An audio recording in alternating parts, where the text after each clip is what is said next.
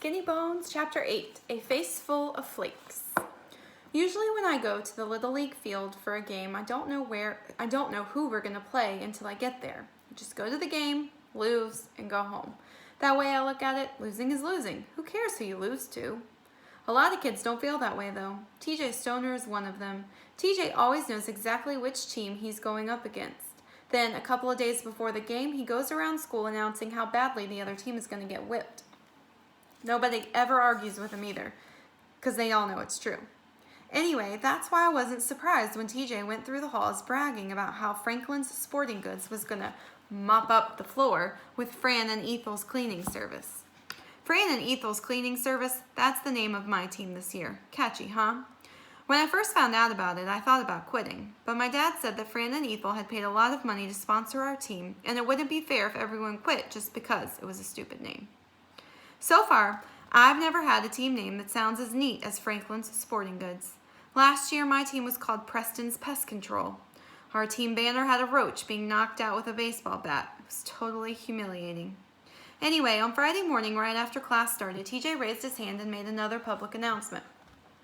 Tomorrow at 10:30 a.m., my Little League team is going to be playing Alex's team. So I was thinking some of you guys might want to come by the field and watch us play. My stomach turned over. Oh, geez, no. He was inviting the entire class? No way. My team hadn't won a game all season, and TJ's was in first place. It was going to be a slaughter. Quickly, I jumped up. Why? I called out. My teacher looked at me strangely. Why what, Alex? Why would anyone want to come to our game? Desperately, I looked around the room. Don't you people have lives of your own? It's just a stupid Little League game. TJ smiled broadly. Well, not exactly. There's something else you guys should probably know. I don't want to brag, but I'm going to be pitching tomorrow, and if I win the game, I'll set a Little League pitching record for most games won in a row. He paused so that this thrilling information could sink in. It'll put me in the record books, he added. Mrs. Grayson's face lit up. Really, TJ? That's terrific. I jumped up again. Books, schmooks, record, schmeckard, I hollered. Mrs. Grayson told me to be quiet, but TJ wouldn't quit. He kept talking about that stupid game all day long. Even after the bell rang and kids were leaving the room, he stood at the door issuing personal invitations. You're going to be there, right? He asked. You're not going to let me down, are you? I tried to duck past him and he grabbed my shirt. Then he pulled me right up to his face and smirked. See you tomorrow, Alexandra, he said. I wrinkled my nose at his breath. Phew, mackerel for lunch again, I asked. But TJ just laughed. We'll see how funny you are tomorrow when the whole class turns up to watch you lose, loser. Then he sort of rubbed his hands together and walked away. Man, was I ever in for it now. This was even worse than the pitching contest. If there's one thing worse than losing, it's losing in front of your whole entire class.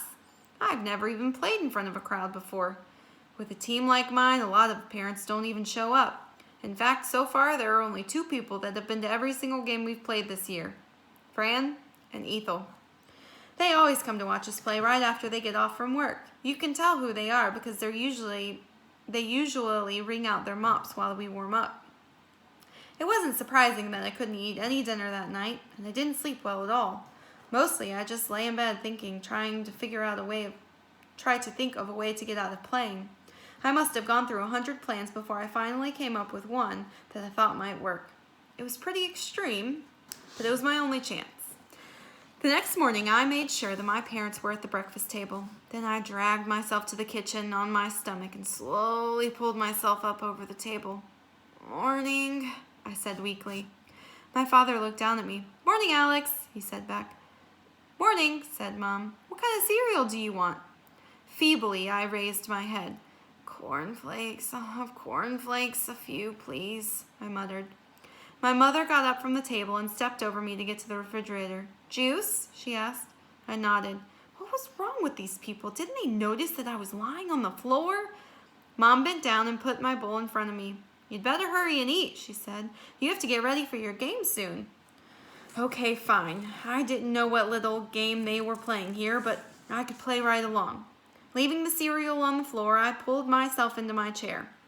I made a big deal of it, grunting and groaning all the way. I'd like to eat up here, I said, trying to catch my breath. Could someone please get me my cornflakes and juice? My parents glanced down at the bowl on the floor.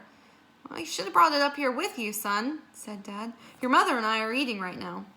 For the next few seconds, I sat there tapping my fingers on the table. Then, even slower than before, I leaned down until my hands were touching the floor again. The chair flipped over on me as I dropped back down, but Mom and Dad still didn't react. This called for drastic action, something so outrageous that they couldn't ignore. That's when I started eating right out of the bowl, without a spoon, like Fluffy. My mother looked down and dropped the napkin on my head. That did it. Hey, what kind of parents are you anyway? Your pathetic little son is lying on the floor eating like an animal, and all you can do is drop a napkin on his head? Don't you even want to know what happened to me? We already know, said my mother. You mean you already know that in the middle of the night, Fluffy jumped on my bed, and Big Oomph went to sleep on my legs, and she cut off the circulation to my entire lower body, which is why my feet and legs are asleep and I can't stand up? You already know all of that? No, Alex, said Mom. We know that you're trying to get out of going to your game today. Brian's parents called this morning and said that most of your class will be there, so we figured you'd be pulling some kind of stunt to try and stay home. I rolled over. Oh. After that, I just lay there. For a really long time, I just lay there, staring up at the ceiling. Finally, I rolled back on my stomach again and silently pulled myself back out of the kitchen. Sometimes when you're caught doing something stupid, it's less humiliating if you just ease out of it gracefully. When I got back to my room, I stood up and put on my uniform. My pants fell down again. This was going to be the worst day of my life.